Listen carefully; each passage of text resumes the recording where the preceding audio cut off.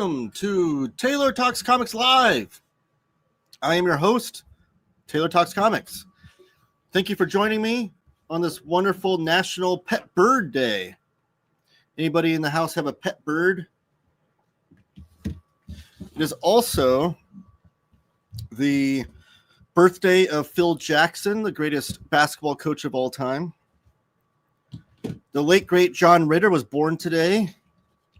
And it's also the birthday of the new owner of the record for most goals shot and made in the National Hockey League, Alexander Ovechkin. It's his birthday today, too, which I think he turns 40 today.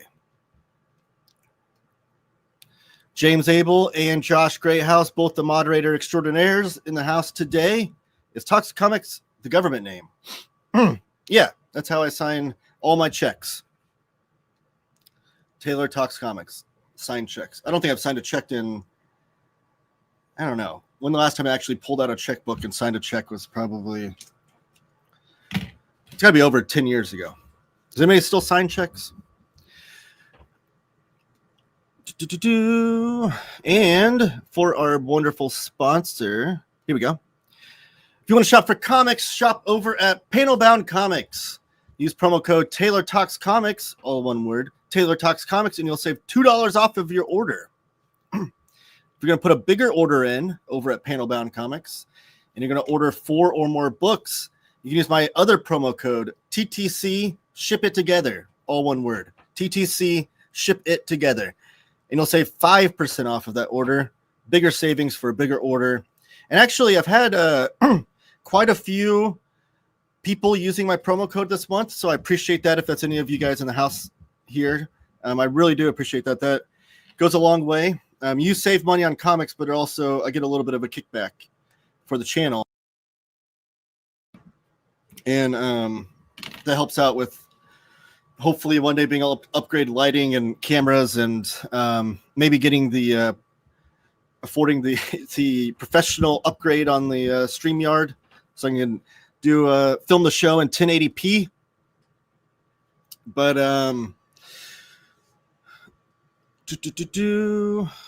yes, and then also don't forget to smash the like button, subscribe. Oh, for a second there, I thought I had the word subscribe spelled wrong.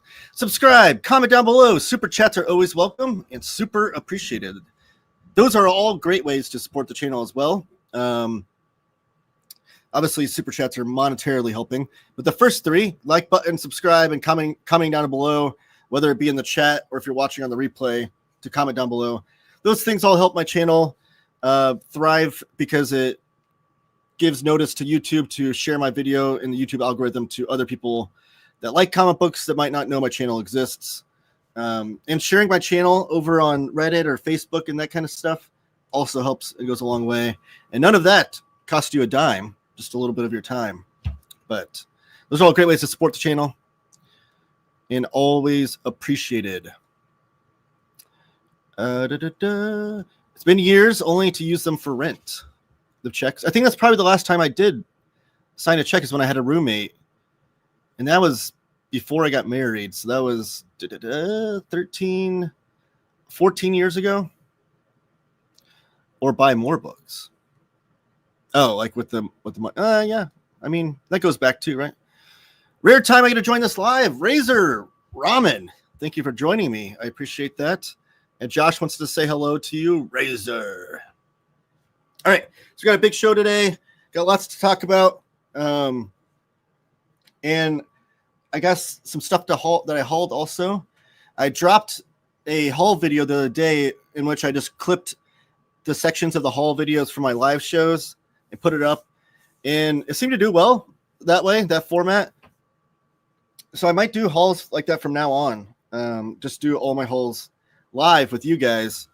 And I think it kind of, I like the conversation. It inspires as well. So rather than me just do a whole video where I'm talking to myself in the camera, and then whoever's watching later on, I can actually talk to you guys live about the stuff I pick up and the books that I'm going to be reviewing soon and that kind of thing.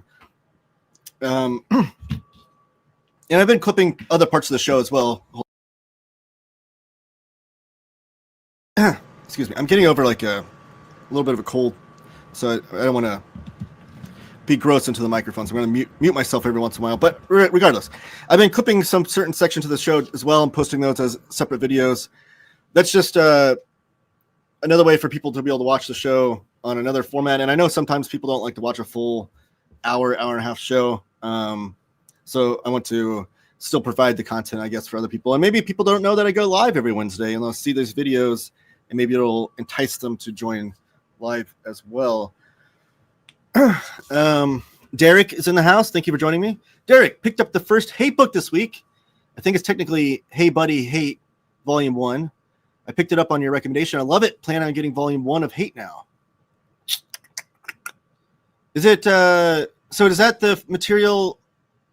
First of all, first question, is that the latest Hate paperback that Fantagraphics released, or is it an older printing? Second question, is that material in there from Neat Stuff then, or is it from Hate? I have both questions. But thank you. That's one of the best compliments I can receive is when someone buys a book based on my recommendation. That makes me feel so great. And also, the best compliment, though, the one better than that, is when they actually enjoy the book they bought based on my recommendation. Aminog does 5-hour streams, just saying. He does. He does. But I don't have the following that he does or the dedicated audience. I'm still trying to build that. Maybe one day. But I don't like doing long streams, I will say. I think it's a little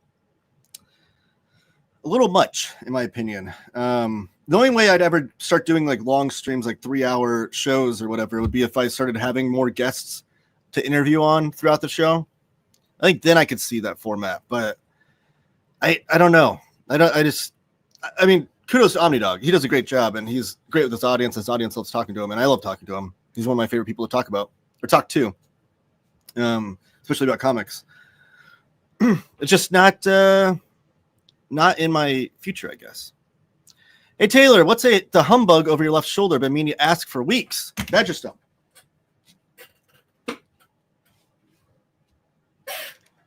Humbug. All right, so Badger Stump. Here's a little history lesson for everyone, just because I love talking about this. Harvey Kurtzman over at EC Comics started Mad Magazine, right? It was just called Mad at first because it was a comic book format. And then he was the editor of the book and helped write a lot of the stories within Mad. It was really the kind of the spearhead figure of it. And then he also pioneered it over to the magazine format when it became Mad Magazine, but only for like a few issues. I think he only lasted a half dozen or so issues when it became a magazine format. Someone could correct me if I'm wrong on that. But that he wanted to have some sort of ownership stake in Mad Magazine, and Bill Gaines, the owner, editor, owner, editor of EC Comics, who was the publisher of Mad, didn't want that. He wanted to stay sole owner, and Harvey Kurtzman thought he should have some stake in it because he felt he was the reason why it was largely successful, especially with Mad Magazine. So they had a falling out. So then Harvey Kurtzman went over to Hugh Hefner. They were friends, and Hugh Hefner was a comic book fan, big fan of EC Comics and Mad Magazine. And Hugh Hefner gave Harvey Kurtzman an unlimited budget to do the comic book or the magazine that he's always wanted to do. Harvey Kurtzman wanted to do slick magazines. So, and he wanted to look like the best production quality, the best articles, the best photography, the best everything is what Harvey Kurtzman his goal was. And Playboy magazine at the time was one of the more popular magazines, especially in that format of the slick magazines, one of the highly regarded ones for production qualities. So that only lasted 2 issues because Hugh Hefner famously said, "I gave Harvey Kurtzman an unlimited budget and he exceeded it." So they kind of went over budget, weren't making money back. So then Harvey Kurtzman, with all of the cartoonists that were working on, some from Mad Magazine that carried over to Trump Magazine, they all kind of joined together and started Humbug. So that's what Humbug is. It lasted, I think, 15 issues. Is that correct? No, 11 issues. Sorry. Magazine folded after. It's 11 issues. And this is a slipcase that collects every single one of those issues. And you can see there's a caricature of every cartoonist that was involved. I think that's what. Oh, no. Sorry. That's not the cartoonist involved. I mixed that up with a different EC book. These are just caricatures of different comedic people in history. There's like Charlie Chaplin, Mickey Mouse. But it comes with these two beautiful hardcovers in the slipcase, and it collects all 11 issues. Plus, I think it has like a lengthy introduction, if I remember correctly. That's in this book too.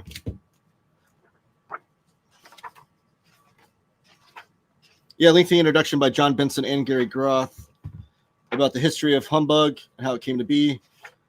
And it very much looks like classic Mad Magazine, if you're familiar with Mad Magazine. The way the cartoon, like, it has articles and comics mixed in. So if you're a fan of Mad Magazine, especially the classic stuff, I'd recommend this. I don't think this is in print anymore. I'd be kind of surprised if it was. But there's just a lot of good, fun comedic articles and things in there. So that's what Humbug is. Does that answer your question? I know that's long-winded. Long-winded.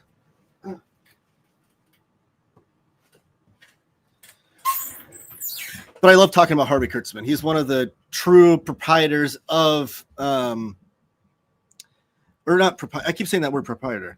One of the true pioneers of comics. Like, if I were to make a list of like top 10 most important people in comic book history, Harvey Kurtzman would probably be in that list. Just for what he did with War Comics at EC Comics, what he did with Mad Magazine and Humbug and Trump.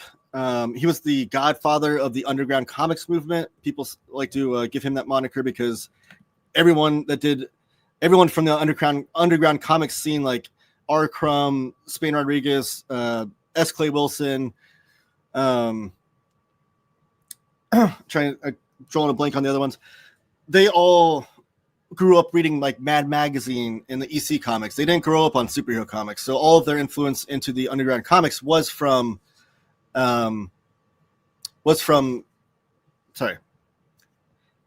grew up on the Harvey Kurtzman stuff. So Kurtzman was, every time I learned more about Kurtzman, the more I realized how important he was to the comic book industry, and there's a great biography about Harvey Kurtzman. It's a big, thick, like 600 pager, I think. I don't know how many pages it is, but they did an audiobook of it too. And it's just fascinating. It's fascinating how many of the EC Comics artists went to school together in high school and didn't realize it until they were working together at EC Comics and things. Some of them knew each other and were friends from that era, but like, I think Kurtzman, I think it was John Severin and Kurtzman both went to school at the same time together, but didn't interact with each other, but then they didn't work together in EC Comics. So yeah, I love talking Kurtzman. I do have a video on my channel if the mods want to find it. Talking about Kurtzman. It's prior to me having the Humbug box set. I didn't have it at the time that I did this video. It's very old. It's probably 5 or 6 years old. But it does show off the Trump magazine hardcover that was it. Did Dark Horse publish that? But it's a Trump magazine hardcover, and it includes the 2 full issues of Trump and then the 3rd issue that would have come to be. And by the way, it's called Trump magazine, but has no connection or correlation with the person that we have as a president. My wife hates that book just because she sees it and she's like, why do you have a book about Trump? And why does it have a Playboy bunny on the spine? It's pretty funny, but I digress. We are dedicated, Taylor, but Jess is a machine. He is, really is. Humbug is one of Kurtzman's follow-ups to Mad. Yes. No, it's an old printing I found at McKay's. Has Hate issues 1 through 5. Okay. I just learned about McKay's, by the way. That's like a Tennessee chain of like used bookstores, right? I love used bookstores. Anytime I can have the chance to go to a used bookstore, it's just a thrill of mine. I talk about it all the time. My wife and I like to go thrifting, and I'm always in the book sections whenever we do. But yeah, I think I used to have that one. I think that's the first time I ever read Hate was that trade paperback. It might be the same one. I'm not sure. But yeah, the new paperback that Fantagraphics came out with has a third of the box set.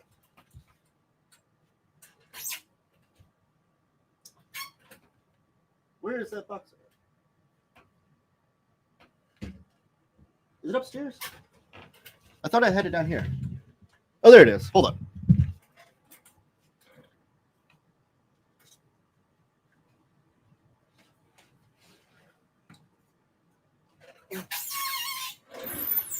Where's Harvey Picar's Ghost, by the way? You guys are getting me off topic. He'd be so proud. But I love it. Don't ever shy away from asking me questions like this. I could talk about this stuff all day, and I love it. So this is the box set that came out of Hate. Let me get the comment up there. Hold on.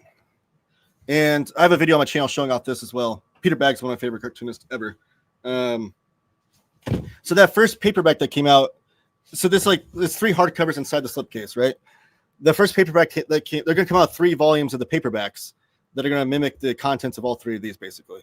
So I think that's 15 issues for the first 2. I think that's how they broke it down. I think it's 15 issues in each of the first 2 hardcovers. Yeah. Hate 1 through 15 is in the first hardcover. And then 16 through 30. Oh, that's volume 3. Yeah, then 16 through 30 in volume 2. So that'll be the volume 2 paperback. And then a third paperback, which I don't think they've announced yet, will include the Hate annuals. He did 9 of those, and then a Hate Jamboree after that as well. Because by the time he got to the after issue 30, he started doing Hate as an annual comic rather than monthly or bi-monthly or every few months that he was doing before. But this is a beautiful box set. I've never got my hands on the paperbacks they released, but I could tell that they're designed really wonderfully, and a great way to own this series as well, I'm sure, because the production quality from Fantagraphics is always great.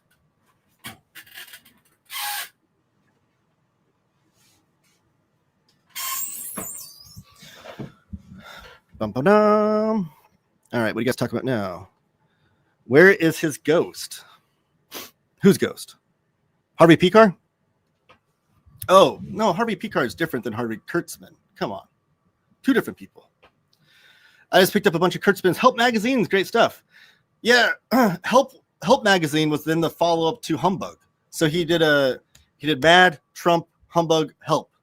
And Help magazine's never been reprinted before. However, I previously talked about the Guandalond publisher before on my channel on a different live show that I did. They have reprinted all of the Help magazines, and you're able to buy those print on demand kind of thing. If you go on barnesandnoble.com, I think you can search for it. And I still need to pick those up though. I want to buy those before someone shuts that part of it down, because I don't know who owns the rights to Help magazine.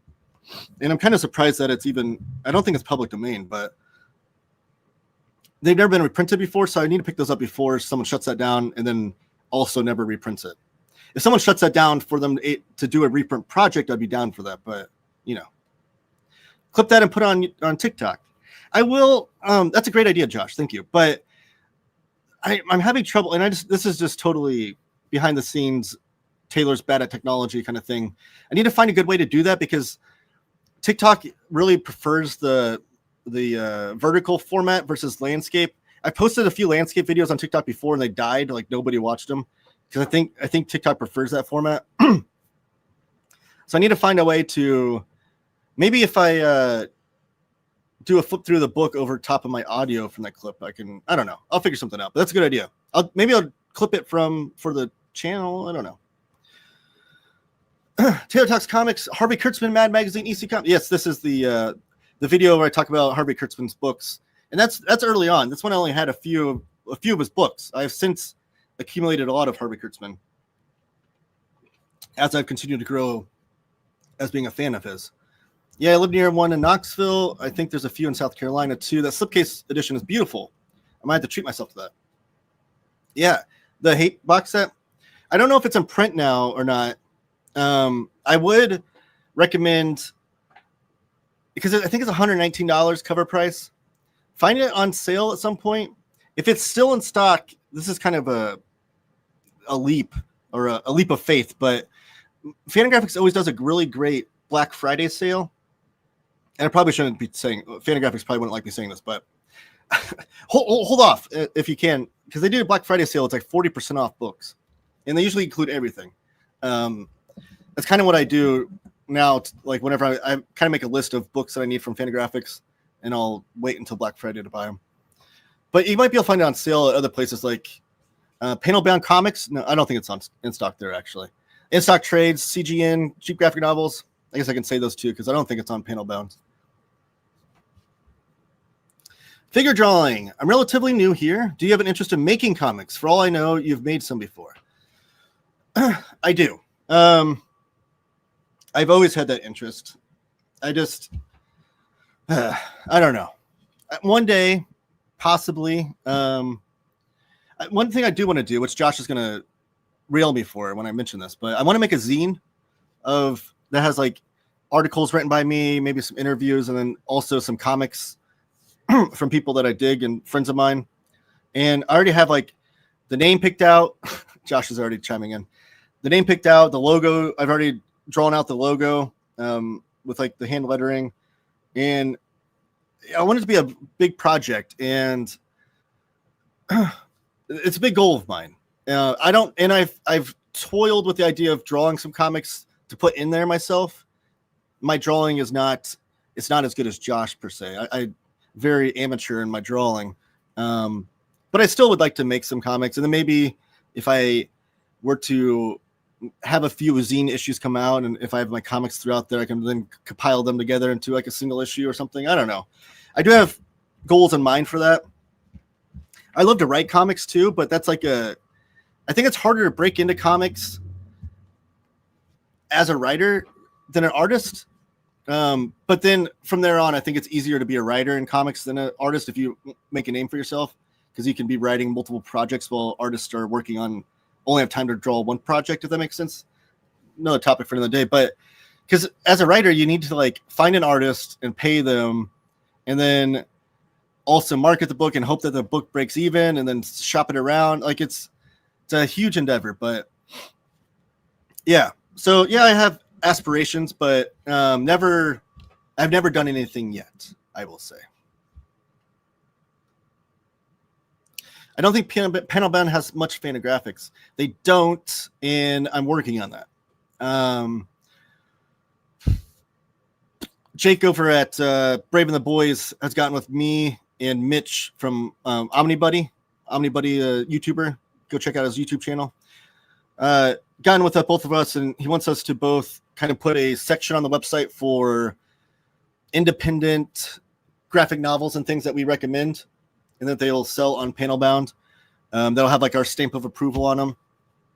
So I'm working on it. But Panel Bound, if there's ever a book you want to order and you want to like support Panel Bound, and by way of that supporting me through my promo code, hit me up. They can always order books. So I can always hit them up and say, hey, this person wants to buy this book through you. What kind of discount can you give them? And I can work on that. So if there's a Fantagraphics book, for instance, that you want, like a Hate box set, for instance, I can see what kind of discount they can provide. And you can support them and I. Zine. Ooh, you don't say. You know how to eat an elephant? Trunk first.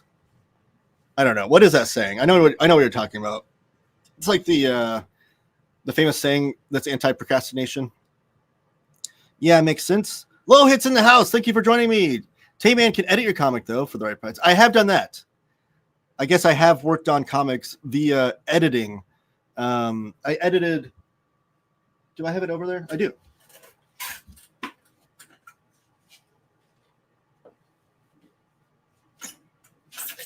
Look at that. Low Hit, thanks for plugging my editing skills.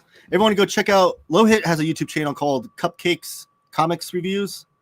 I think it's called Cupcakes Comics. You look up Cupcakes Comics, and you'll find it. He does weekly videos where he goes over his haul for the week. He's a true Wednesday warrior and picks up single issues. And Low Hit's a funny guy, so they're pretty funny videos. Recommend them. One bite at a time, aka just start. That's right. That's right. But I edited this. This is Wizard, the comics magazine. It was kind of a love letter to Wizard magazine. And It's 420 pages full of comics and articles and all kinds of stuff. So Eli, what's Eli's last name? I don't want to butcher that.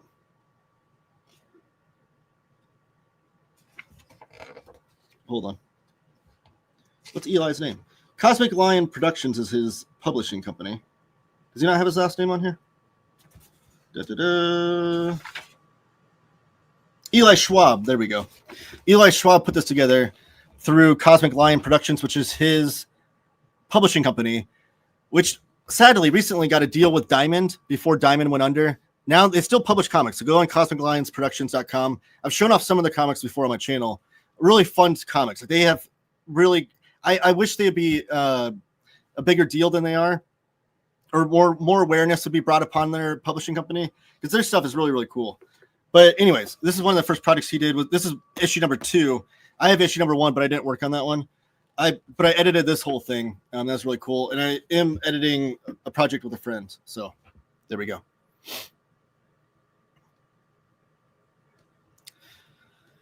Do you have a favorite Ram V comic run? And you know what? To be honest, I don't know that I've read what, because I know I still haven't read these Savage Shores, which I want to, and I really do want to read his Swamp Thing run because that has appealed to me. But I don't think I've read any Ram V comics. I think I've always wanted to. I just haven't.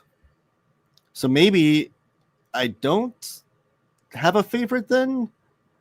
Here is Cupcake Comic Reviews YouTube channel. Everybody go subscribe over there. Thank you, Josh, for sharing that. Again, yeah, like Lohit's been pumping out a video every week showing off it. So if you're a single issue buyer, or if you're interested in what's coming out every week, Lohit does a good job of showing off what he picks up, which he picks up a lot. When can we expect the zine? Make a social contract on camera. Oh no! Jeez, what is this? It's September now. Maybe. How about Josh? You're putting me on the spot here. I think it should be attainable to have something ready to send to the printers by the end of the year. The first issue, because that first issue is the hard one. The first issue with the format and everything will be the hard one. From there on, it'll be easier to just kind of cut and paste that format and add new stuff to it. The first one will be the hard one. So how about first issue ready to go to the printers by the end of the year? You heard it here first. And if I ever do this, I'll be plugging the crap out of it on my show. Bet your bottom dollar. I should survey the crowd. Would you guys be interested in that? It'll be a zine that's like part comics, part articles from me, which will be like either historical reviews or historical bits where I wax poetic like I did earlier about Harvey Kurtzman, and then part interviews. And the comics that I want to include will be from friends. Like Josh has said that he would throw some pages in there too. And I want every comic that is inserted, I want to have a full page prior to that telling you who the cartoonist is and a little bit about them. Because I think that's something that's missing from anthologies a lot, is that I could go on about how I love comics anthologies, but a lot of them are done so poorly.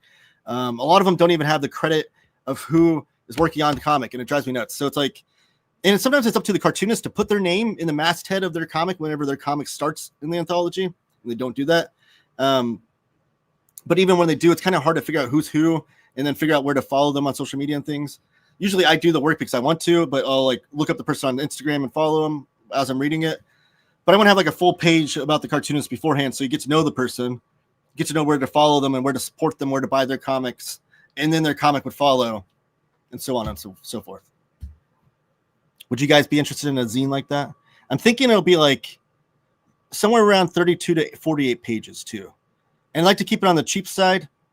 I've looked at prices for printing, and I think I could do it for, it would like cost, I don't want to say prices. I'm going to do it as cheap as possible where it's still worth it to do, I guess. Thanks, Josh. No worries. Nirvana Comics in Knoxville just started carrying some Fantagraphics books, and I'm very grateful for that. They're dipping their toe in the water, and I've gotten some so That's awesome. I love anytime I go to a comic book shop. I love going to comic shops too. I just said I like to go through thrift stores and bookstores and stuff. But I love going to comic shops. So anytime we go on vacation or travel somewhere, I always kind of look up comic book shops that are in the area. And I like to stop in and poke my head in there and see what they have. And one thing I always love to see, I absolutely love to see self-published stuff in there. If they have self-published cartoonists sending their stuff to them and they're selling it, that's great. Then I know I'm in a good shop. And then the next thing I like to see is more independent or lesser known publishers, even like a Fantagraphics, I guess would be like not just your typical Marvel, DC, Dark Horse Image. Like beyond that, I like to see some of that stuff too. So that's awesome. I like to see that. If I'm ever in Knoxville, I will go to Nirvana, I'm sure. Oh, geez, I just lost my space there. Razor Ramen with Eli and CLP are great. I agree. Definitely. Eli is a good guy to work with too. We met a lot throughout the editing process of that because he put the production quality in this is all Eli. I was, when I say I edited the whole thing, comics editors do a lot more work than just checking for spelling errors and things. But that was my job in this one, was just checking for spelling errors and things. I did write an article that's in the back of it as well, which has an awesome drawing in the back. Not by me, by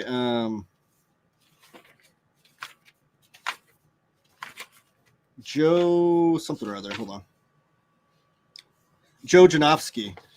He wrote, I have a t-shirt. Well, I used to have a t-shirt of this. I need to get a different one because I grew out of it. And I didn't get taller. My stomach got bigger. But anyways, it's got Bane cracking a CGC slab over his knee. Really an awesome drawing. But I wrote the article that accompanies that drawing. And Joe was great. There was like a last minute thing when we're putting the magazine together to get an art piece for it. And we hit up Joe and he's like, yeah, I can throw something together. And he threw that together. It's awesome. I think on Cosmic Line Productions website, they have the t-shirt with that drawing on it. I need to get a new one though, because I love that t-shirt and it's just a cool little piece because it, represents the article I wrote. Ram V rules.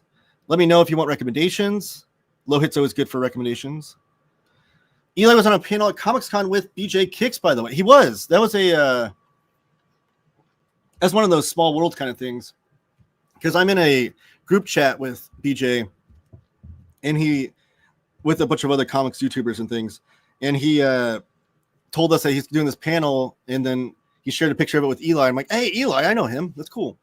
It's like two different people that I know from two different places connecting together. Many Deaths of Layla Starr. That's the one I need to read still. That's the one that I have no excuse for not reading, and I need to read it. That's the idea. James Abel marked this. Oh, no. You could even clip that part of the show and put it in the Discord. Maybe I'll pin it or something. Yes, that's the one I definitely want to read. The New Gods has been great. I love the New Gods, anything to do with the New Gods. Not just, I love, obviously, Jack Kirby is he's the proprietor and pioneer, there's that word again, of the New Gods. I love his run, but I also love all subsequent runs. I like to see other different people interpret those characters. That's the run I definitely need to read. Dance Along the Edge, thank you for joining me. Layla Starr is brilliant. Blue and Green is great about jazz music. That's another one I want to read. And also Rare Flavors. Those are the two that stuck out to me of wanting to read. And then these Savage. See, there's no reason why I haven't read these books. I just haven't got around to it. I'm game. Josh is in on the zine. All the Ram V you can get. These Savage Shores is dope too. Vampire Tale. Are you a fan of Black Sad? The art by Juanjo Guaranida is ace. I am. Black Sad is awesome. I don't think I own any Black Sad though. No, I don't. I think I've only read it through my library. But yes, great stuff. Anthropomorphic crime comics. The artwork is brilliant. Nirvana are friends with Rug, and that's how I discovered Street Angel. I saw some cool signed book and had heard of Street Angel, but never read it. Bought one and loved it. That's awesome. Jim Rugg is brilliant. He's one of my favorite cartoonists going today. I did do a video showing off these Street Angel hardcovers that Josh procured for me at Heroes Con so kindly. because Jim Rugg was doing a crazy good deal on them. And I've always wanted those hardcovers because they're beautifully designed books. Not only is Jim Rugg a great cartoonist, but he's also an incredible book designer.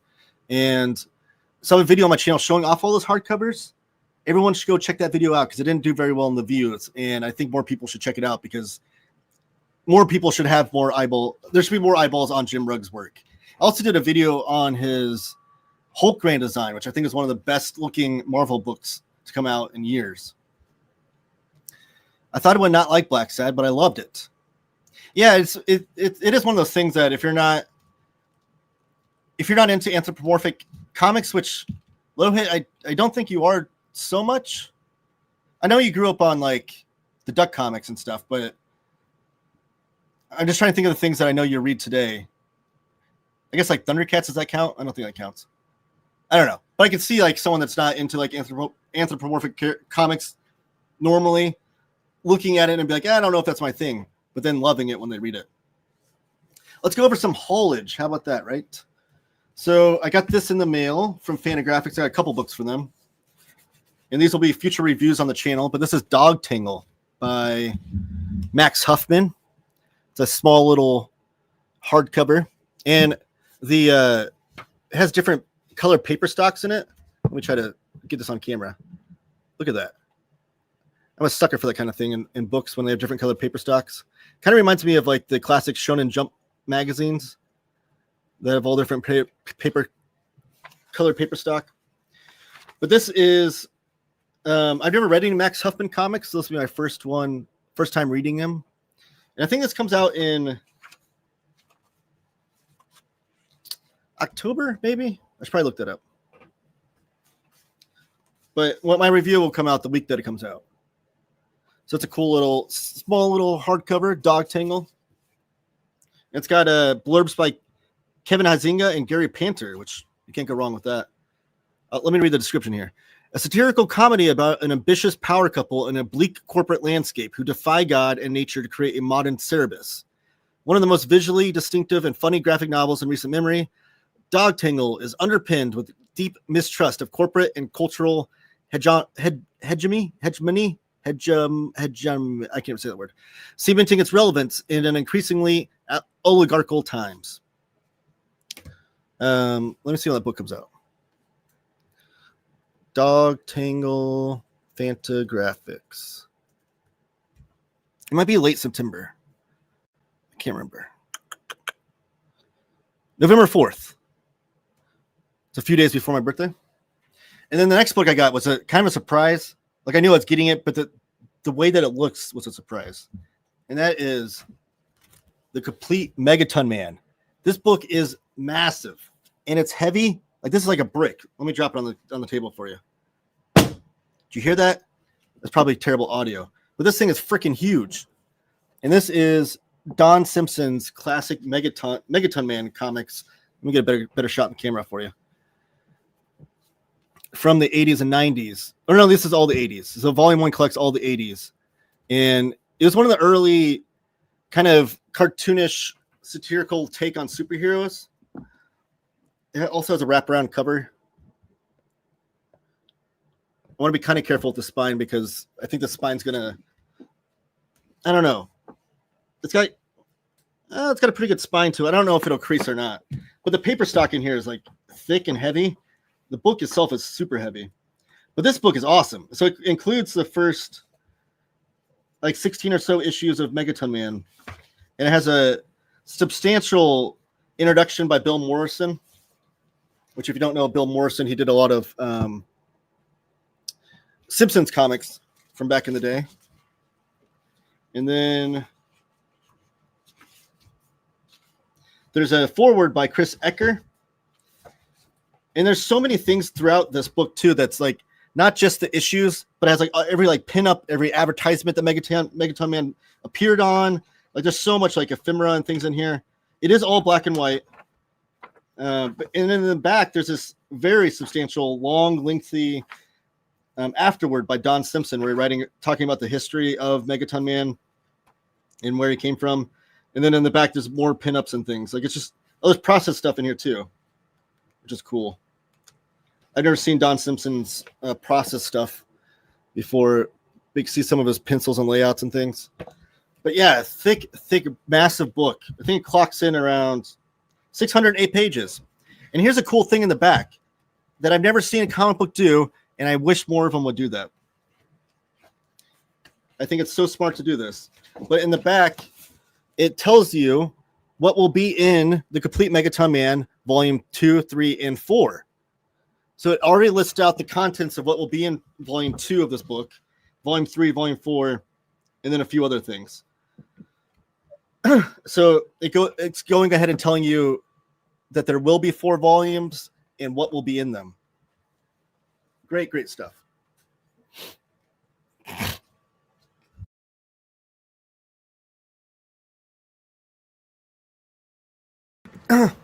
Sorry, apologize. Ba-da-dum.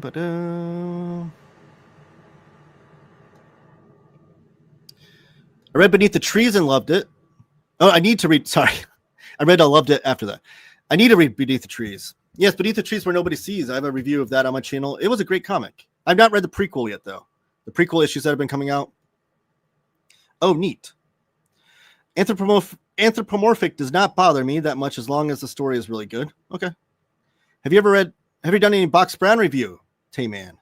We need to spread his good work more. I don't think I have. I might have shown a couple of his books in a haul here and there, but I don't think I've done a full review. I do need to do that. We need that Megaton Man overview ASAP. Yeah, this book comes out September 30th.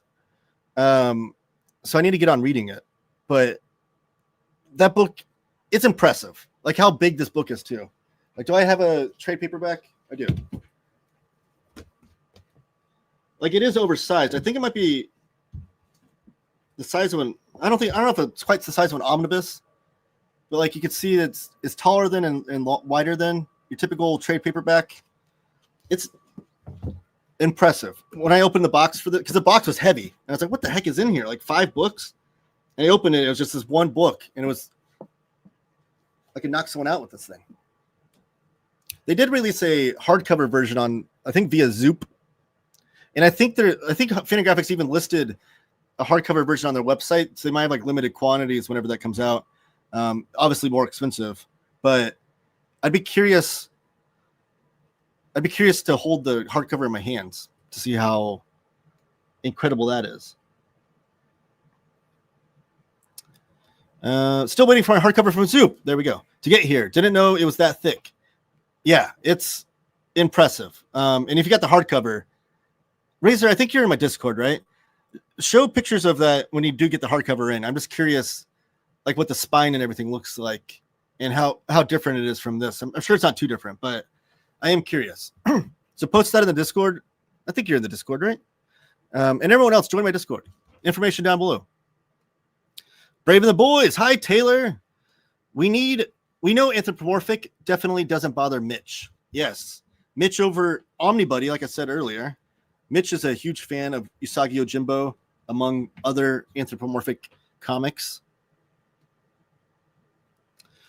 Brave and the Boys. Taylor said you were getting rid of all your DC and replacing them with deep indie comics.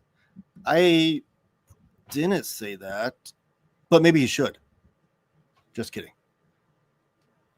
Mega Man, Megaton, Megamind. I love it. Who knows? Maybe I will like Megaton Man. It's very funny. And like it starts off as a total satire of superheroes, but then like you could tell that Don Simpson just kind of falls in love with the character and starts to really enjoy it. There was a crossover with Megaton Man and Savage Dragon, which Lohead, I know you're a Savage Dragon fan. And that was really cool because on every page, Eric Larson drew, anytime Savage Dragon appeared, Eric Larson drew that. And every time Megaton Man appeared, Don Simpson drew that. So it's one of those crossovers, one of the rare crossovers where the character's actually drawn by the guy that created them. But it's very, very funny. It kind of reminds me of like the next step in evolution of Harvey Kurtzman and Wally Wood's Super Duper Man in Mad Magazine to the aforementioned Mad Magazine. It's kind of like the next step in evolution of that, if that makes sense. I'm getting rid of like 80% of my Marvel for more indie. Okay. Can't go wrong with that. Megadeth rules too. There's my Discord. Everybody join that. We love talking comics over there. Yes, I'm in your Discord. We'll post when I get it in. Thank you, Razor. I thought I was almost certain you were in there. I talk to people so frequently on this show and then my Discord, and I confuddle who's where. Oh, wait a minute. Who spoke bad about DC? Savage Dragon is fire. Another book I picked up because of you. Eric Larson is a genius. Yes, I wish he would. I've never backed Zoop. Excuse me. I wish he would pump out those hardcovers faster. I have a gym that I held. I'm saving for last. I also got volume 6 and 7 of Hellblazer trade paperbacks. These were at my local half-price books. So longtime viewers of my live show know that I'm trying to collect all of these paperbacks of Hellblazer. It's going to be a slow process, and I know some of them are way out of print. If anybody wants to help me on some leads for good prices on these things, let me know. But I just love this format better than the omnibuses. I love the pulpy newsprint. I love the coloring throughout here too. Like all the coloring throughout Hellblazers, especially that I'm still in the first volume, but every issue I'm reading, like the thing that's sticking out to me the most is the coloring. I did find another Richard Stark novel. So longtime viewers will know that I'm trying to hunt down Richard Stark prose novels. So there's no pictures in this book. And this is a hardcover, like an early 70s hardcover of the score, which was adapted by Darwin Cook into a comic. But I'm trying to mix in some prose reading into my reading habits. And the two authors that I'm trying to hunt down the most are Richard Stark and Kurt Vonnegut. So this is the earliest Richard Stark I have. I have the rare coin score or something or other, which is the book that follows all of the adaptation. Like Darwin Cook did all his adaptations.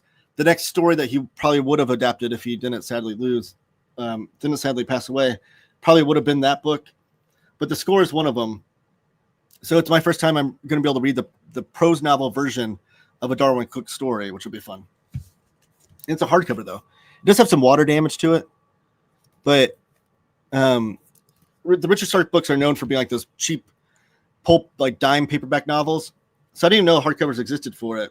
And I think this goes for big money on eBay, but it does have water damage, so my copy might not. And then here's the gym. Are you guys ready for this? This might be the year of Moebius, because a few weeks ago, I hauled The Airtight Garage for only like $16, and that book goes for crazy money. I found this book, this collection, that I didn't know this printing existed until I saw it in my half-price books.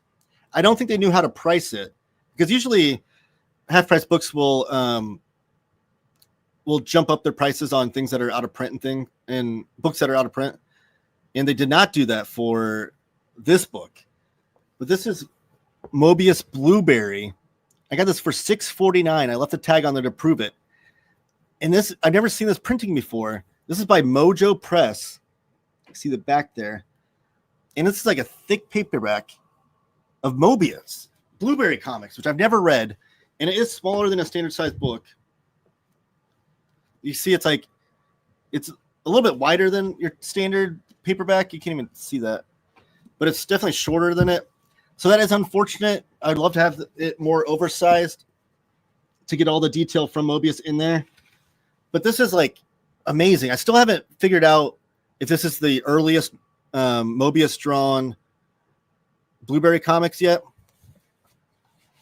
I still need to figure out like where these came from and where the timeline lines up. But I've never read these before. Blueberry is one of like the most sought after comics from all comics fans that know Moebius, because it's all tied up in rights issues. He has like 2 different ex-wives that are ownerships of his, I don't know, library of comics or whatever. So Blueberry's never been reprinted, but it's one of the most like sought after reprints of things. And I now have this book of Blueberry comics. I cannot wait to read this. My November is going to be filled with some good comics to read, because I'm still reading throughout this month. I'm trying to read all my Halloween comics, my horror comics. I'm going to do 31 days of horror comics throughout October. Every day in October, I'm going to do a different horror comic every single day, a video every single day. And then throughout October, I'm reading 20th Century Boys. I talked about that already. But then when November rolls along, I'm going to be reading this and Nemesis Warlock. It's over there. I can't reach it. That Josh got me.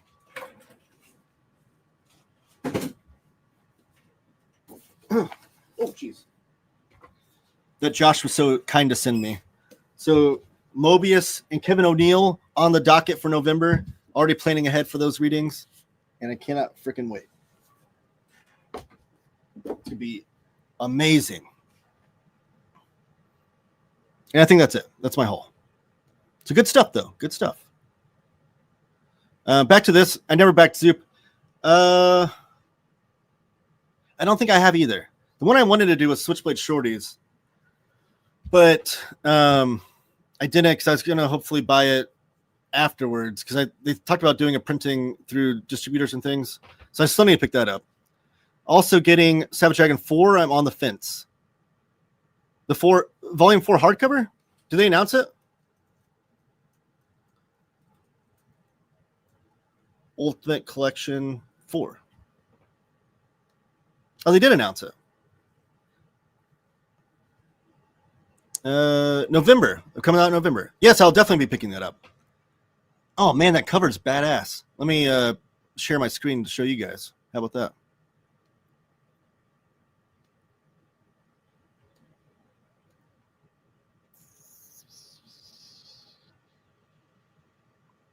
And then, just a moment.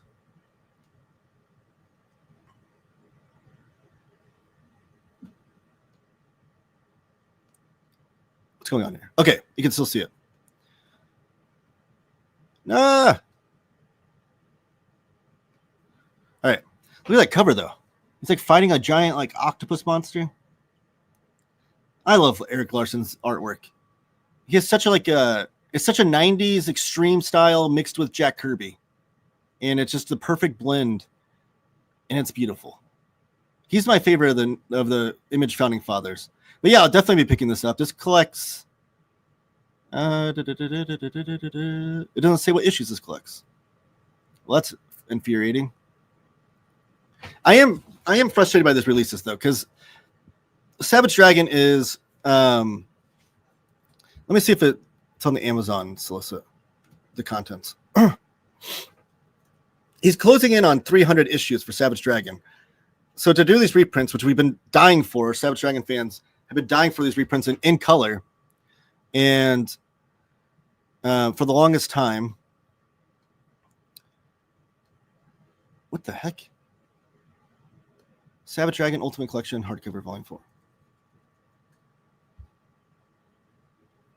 And he finally started doing them, but he's doing like 10 issues per collection. So it's going to be like 30 volumes by the time we get it all said and done. 25 to 30 volumes, which is insane. Rather than, I would have even taken thick 50-page volume compendiums. No, the Amazon listing doesn't have the issue listings either. So we don't know what issues will be in there. Am I on screen? What's happening here?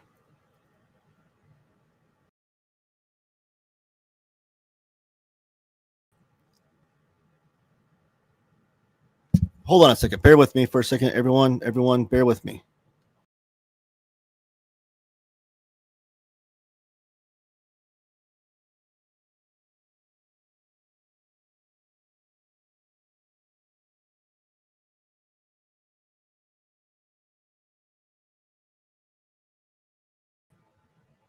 Okay, I'm back. Sorry, guys. Sorry, I'm back. Please don't leave me. I don't know what happened. I went back to the screen. I lost some viewers. Dang it. Sorry, guys. I went back to my screen and it was just like really small on the screen. I didn't know if it was messed up. Regardless, we don't know the contents of Volume 4 though. Hopefully, we find that out. Savage Dragon. I read the 300s and 150s in the first two hardcovers. That man has not lost any energy in the 300 issues he's done. Yeah, and I have only read the first like 50 or so issues. So like what will be volume 5 or 6 will be like the new stuff to me. So I'm excited to get on that. I wish to meet Eric at a con to get my issue 1 signed. I think he only does like San Diego Comic Con anymore. So I think he lives in California, and I don't think he travels much. Blacked out. Stream is good. Now you're back. Well, it was. Is it still good now? Someone let me know. Can you see me? Can you see me? Can you hear me? Before I move on, I don't want to... someone in the chat, let me know. Am I good?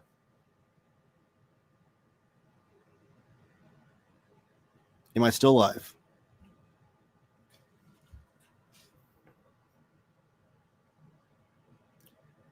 Chat? Can you see me? You're okay. Okay, thank you, Lohan. Jeez. Let's get to some news before we get out of here. Oh, here we go. Since Lohit's in the chat and Dynamite is one of his favorite publishers, let's do the Dynamite Comics news.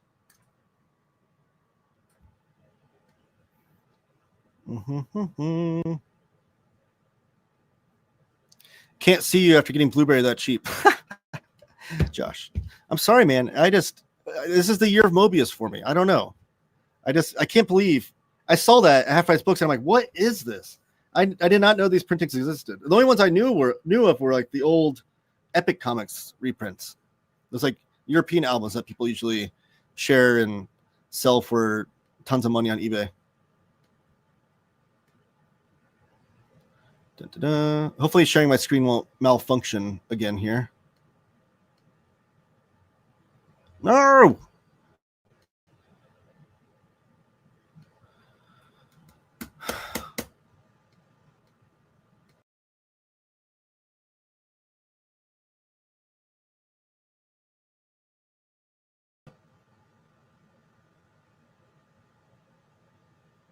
All right, sorry guys. I don't know why it's doing this. Hold on a second.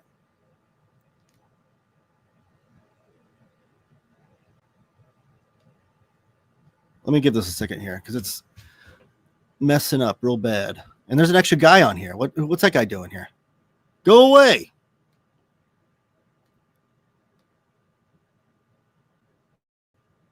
Okay, here we go. Try this again. Take 2. Share screen.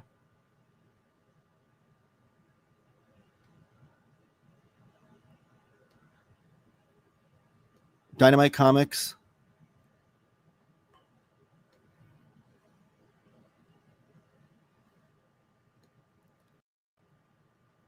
Get rid of the pop-up ads.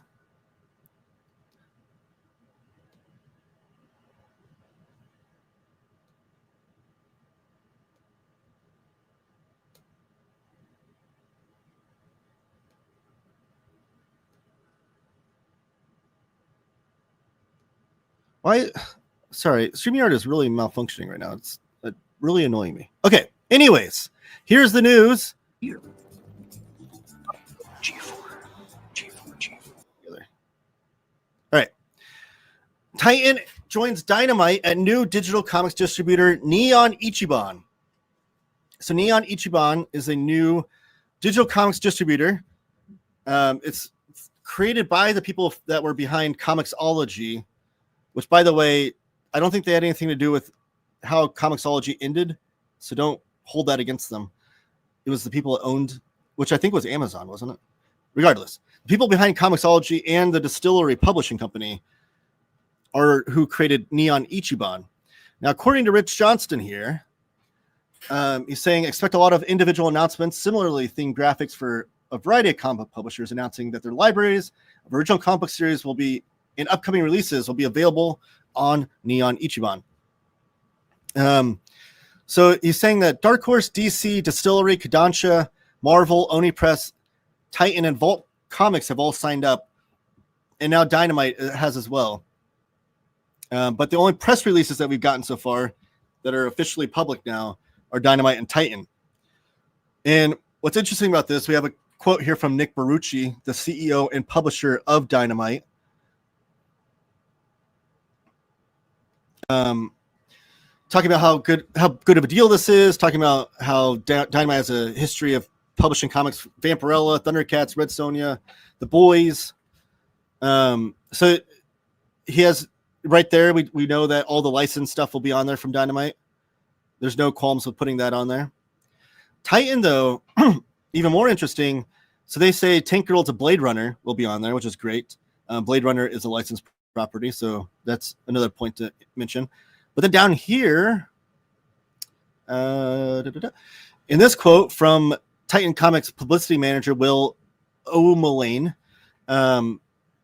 says, partnering with Neon Ichiban gives us the opportunity to bring the spectrum of storytelling from Conan to Tank Girl.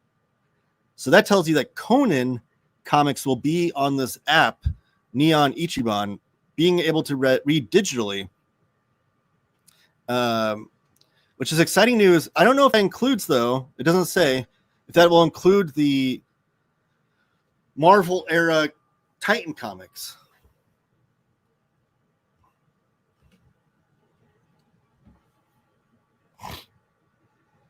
Hold on a second. What is this doing? Why are you doing this?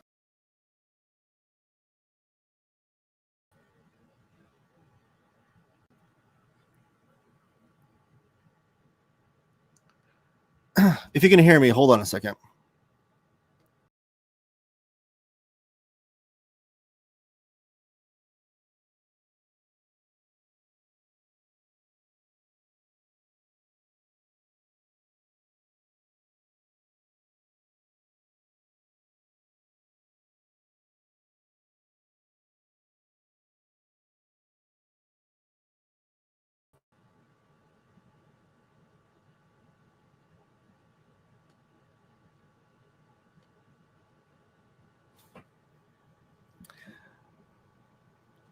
Okay, I'm back.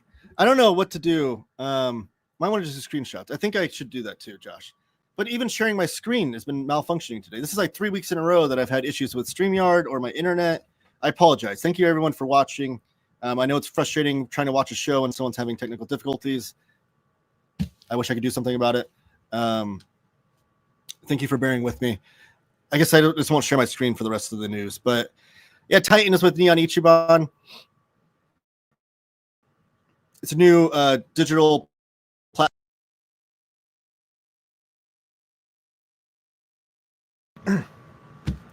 So that's exciting news, though. I do wonder, though, because we also have news, which I'm not going to share my screen of it at least, but that Disney is partnering with Webtoon. So Webtoon is a famous web comic distributor where a lot of people, they're mostly known for like original comics that's the platform that they're originally released on. But Disney's partnering with them to release, I guess I could read it to you or read some of the news for you, because it does mention all the comics that will be included on Webtoon. And this was released by Variety.com.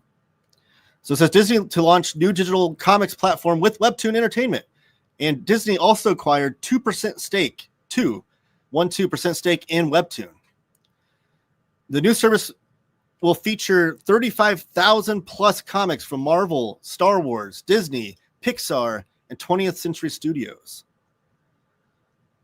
So it has all those on it, which is also massive news.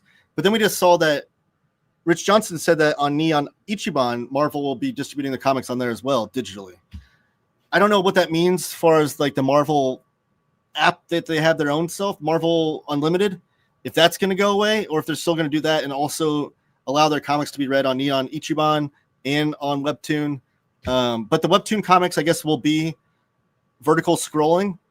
So I'm sure there's some sort of, I don't know if there's some sort of formatting with that they'll have to go through, or if they'll just be able to, they should just be able to upload them all, right? So that's interesting that Marvel is going to be all over these places. But I guess Webtoon's stock, though, when this story dropped, shot up 55%. So obviously huge dividends, huge coup for Webtoons to be partnering with Marvel. I don't know if that means that we'll see some like Marvel original comics published on Webtoon for the first time, because Marvel has done that on Marvel Unlimited. Like the It's Jeff comics originally debuted on Marvel Unlimited before they went to print. So that'll be interesting too, how that looks as far as original content for digital comics for Marvel. And then I also had news that Star Trek is going to be doing their own original comic for Webtoon as well. So it didn't mention IDW at all in the press release of Star Trek going to Webtoon. I don't know. There was that weird thing that happened too earlier this year where like it was announced IDW was losing the license to Star Trek, but then they started announcing all these Star Trek comics. So there's no announcement if they reacquired the license, which I'm assuming they did, but that was never announced. But I don't know if in that new deal, Star Trek licensors were able to be like, hey, we want to also go through this digital route, possibly, sans IDW. I don't know how that works, but Webtoon though, obviously a huge platform already. Webtoon is South Korean company, one of the largest. Yeah, huge company already, and now they're getting Marvel comics. They're getting Star Trek and Star Wars will both be on there. But impressive news there.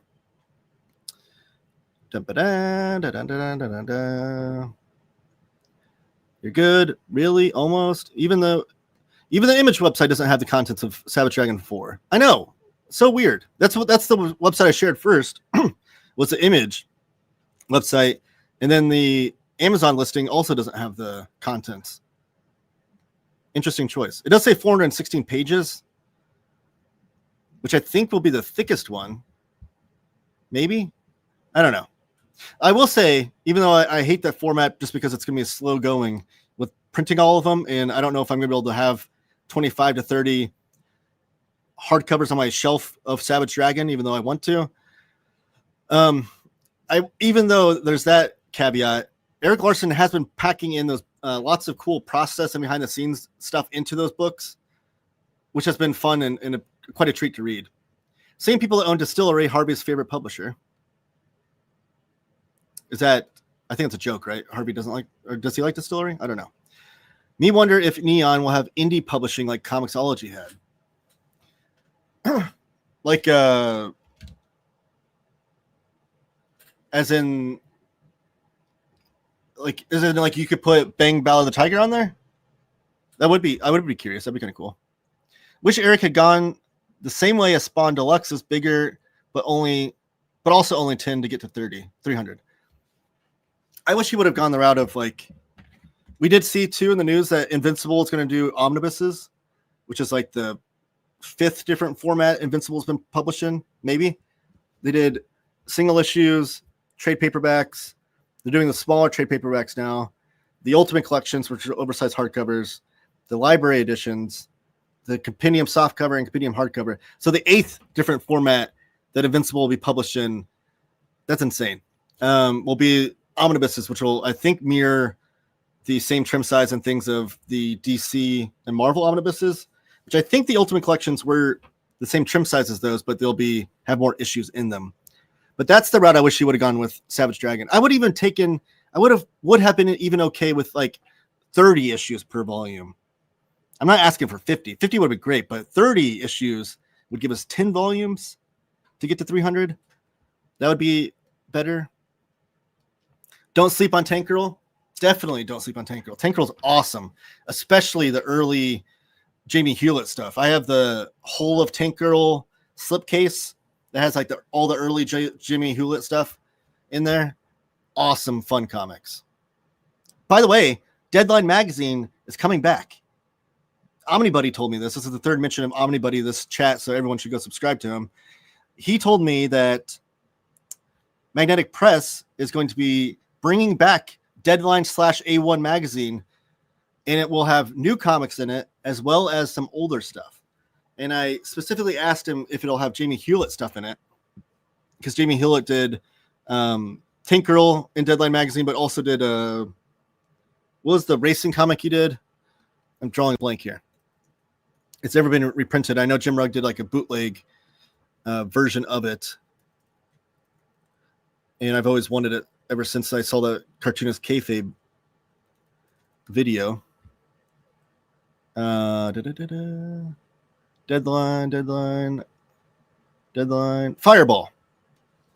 and which hopefully one day they do a collection of that. But I don't know if those will be in there. He doesn't know very many details, or sorry, he knows the details, but he can't let me know the details until it's officially released. But he did let me know and let me know that he could have some. Sorry, he did let me know that the guys that are putting this together will be interested in doing interviews and stuff. So I might have some of those guys on the channel in the future, and more details and stuff to come. We can hear and see you, not the screen. You might want to do the screenshots. Yes, I probably will want to do that. Connor's in the house. He's managed to make it one of these. How you doing, Taylor? Thank you, Connor, for joining me. I'm doing great. How are you, Connor? Just buy Savage Dragon and enjoy them. Yeah, bang. You know, the original thing about Savage Dragon 2, since they only released the archives, those phone book black and white versions, which as much as I love Eric Larson's artwork, I don't think it reads very well in black and white. So I never wanted those. So my goal is to buy them in single issues. And I didn't realize how hard of an endeavor that would be. I got through like the first 50 issues and collected them. And then at that point, every issue after 50 is going, like every single issue after 50 all the way to 260 or whatever they're at was going for like 20 plus bucks per issue, at least minimum, from then on, because there's such low print runs. And I was like, I cannot buy or spend $20 per 200 issues. That's like $4,000 or something. So I was gonna custom bind them myself, but not possible. That's the dream. How many times can you reprint a page?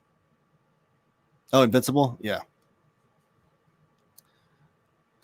The Omni is including a Marvel crossover issue that the other editions don't have. Annoying. Yeah, that's the Marvel team up crossover with Spider-Man. One of the covers, the DM cover for the, there's two different covers. The DM cover for the Invincible Omnibus is going to have Spider-Man on the cover, and will be included. That Marvel team up crossover issue will be included in the book, which is insane. But yes, by design, Josh is saying. Yes, every time you reprint something, you want to have some sort of new piece to it to get people to buy it, right? Or else people won't buy it. If that's something you want, I'd recommend selling whatever version of Invincible you have now rather than later, because selling it now would you'd probably get more money for it now than after that comes out. But that's just me. I could be wrong. No, you'll have 25 to 30 Savage Dragon hardcovers safe and warm in a large Rubbermaid tub in your basement or attic. Next, Imagine Not. Thank you for joining me. Yeah, I'm running out of shelf space. I don't know. I think my goal or my plan now is just to keep getting the Savage Dragon hardcovers as they come out. I still don't trust or believe that they'll come out with all 25 to 30. They always talk about how after volume 1, there's like diminishing returns for each subsequent volume. And when they get up to 17, 18, are they that committed? And if they were, the way to do it is what Marvel did with Conan. So when Conan Omnibus Volume 1 came out, like the week that it came out, we already knew Volume 2 was on the horizon. That was already announced. When Volume 2 came out, we already knew Volume 3 was on the horizon. They should be doing the same with Savage Dragon. The same time that Volume 4 comes out, we should already know when Volume 5 is coming out. That lets the customer know and have confidence that there's going to be more to buy, and then they'll keep buying them. Instead, we're getting like this mysterious, like, well, it may or may not come out. I don't know. Lunch break over. Have to get back to work. Thanks, guys, for the stream. Thank you, Lohead, for joining me. Got to make more room for subsequent Bang volumes. See, Bang's in a nice, tight, small format.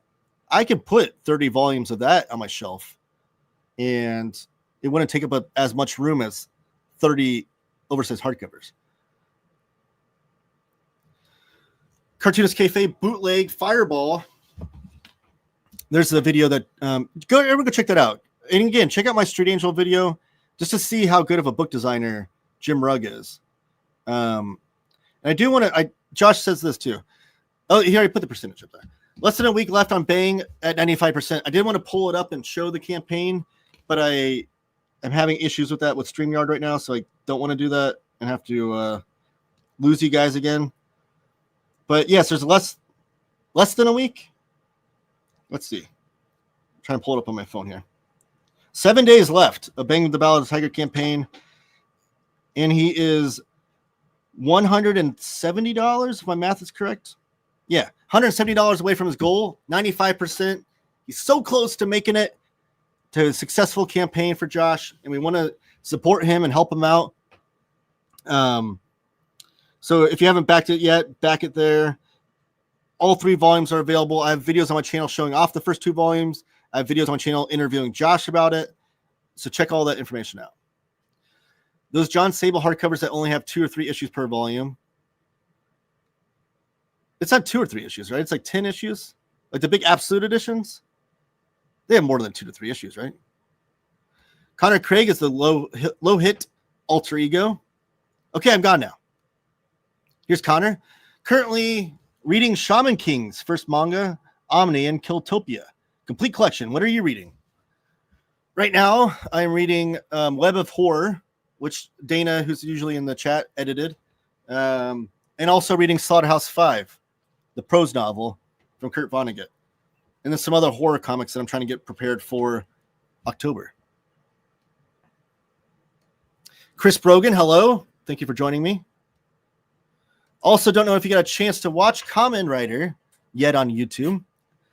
First time it's being aired globally. 2 episodes down. It's absolutely brilliant. There will be repeats on Saturdays. I've not watched it, but I need to. I've watched very little Kamen Rider. Connor's a big Tokusatsu fan. If you want to know anything about Tokusatsu, hit up Connor. He knows everything from Power Rangers to Super Sentai to Kamen Rider. But I've not watched much Kamen Rider, but I've read the manga by Shotaro Ishinomori, and I've seen a few. I think I saw a movie that you recommended to me, but Super Sentai and Power Rangers is the more of the Tokusatsu stuff I've watched. I just got Smurfs Archives 2, Volume 3 is October, Volume 4 January. See, that proves, or that shows the customer some confidence in the reprintings. Tokusatsu channel, or Toku, yeah. I did subscribe to all those YouTube channels you recommended me. Everyone give me grief on my small book. Gives me grief on my small book. Yes, but the bonus to it, the positive to it, is it saves shelf space. Here's the link to the Bang Ballad of Tiger Kickstarter. Everyone go support Josh over there. Size doesn't matter. Don't she tell you that? Then tell them to give more money to make bigger books, Josh.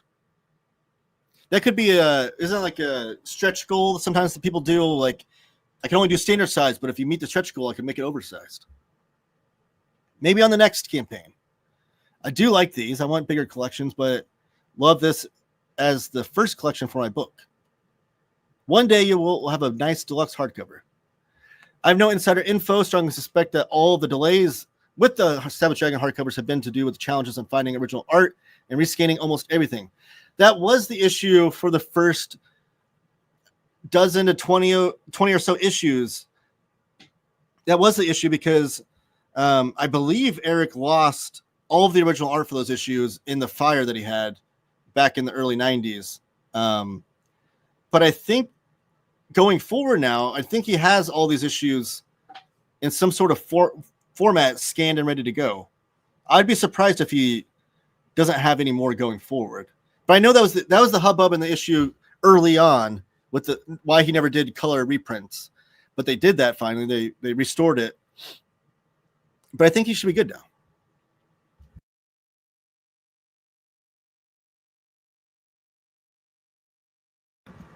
Sorry.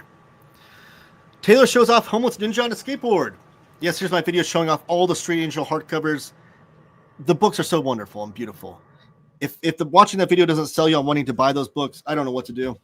Street Angel is available in 2 trade paperbacks. They're like 2 200-page thicker trade paperbacks from Image, and that includes everything he's ever done, everything Jim Ruggs ever done with Street Angel. But these hardcovers are beautifully designed and just amazing looking books. I'll pull a Savage Dragon and just release them randomly. Yeah, if you want to do things the wrong way. Size ain't SHIT. Street Angel rules. I agree. And I kind of hope Jim Rugg revisits Street Angel. He's been doing a lot of different things and exploring different formats and things with his self-published like crime comics he's doing, which is cool and great. I love it. Again, I'll buy anything Jim Rugg does, but I do hope that's not the last of the Street Angel. We see. So, all right, I'm gonna go through my last minute plugs. Anything else you guys want to put in the chat? Go ahead and put it in the chat now while I go through my plugs, and then I'll address those last minute comments, and we'll get out of here. But yes, okay. If you want to shop for comics, shop over at panelboundcomics.com. Use my promo code TaylorTalksComics, all one word, TaylorTalksComics, and you will save $2 off of your order. But if you plan on putting a bigger order in and ordering 4 or more books, you can get bigger savings. The way you do that is using my other promo code, which is TTC Ship It Together, all one word, TTC Ship It Together. You'll save 5% off your order. Like I said, I've had quite a few people use my promo code this month, which I'm internally grateful for. I do get a little bit of a kickback, so you save money on your comics. I get a little bit of a kickback, and I appreciate that so much, especially being one of the smaller channels that has a promo code over with PBC. So if you guys shop there, I would greatly appreciate it if you use my promo code. And then make sure you smash the like button, subscribe if you haven't already, comment down below. Super chats are always welcome and super appreciated. And I do go live every Wednesday at noon Eastern. And this week I will have 2 videos coming out. One showing off all my Golden Age comics that I love because that was a request from a viewer. And then I will have the easiest way to get into Duck Comics video coming out because Josh requested that. As well, I'm sure I'll do some overviews here and there as well, hopefully. But yes, subscribe so you don't miss out on any of those videos. You can follow me on Instagram and TikTok as well. I've been doing shorter form content over on those platforms. If you want to check that out. Okay. I feel like Street Angel in a more smaller size, aimed for younger teens, might be a move. Yeah, like a manga size, digest size format. Maybe he'll do that next. I think it'd be cool if he went even a step further, which Jim is the kind of guy that could pull this off and do that, but go like black and white shonen style, like make it look like a shonen manga, tankobon style. That would be awesome. And I would buy it again. I have all the hardcovers, and then I also have one of the trade paperbacks, and then I have the smaller hardcover that was published by Ad House.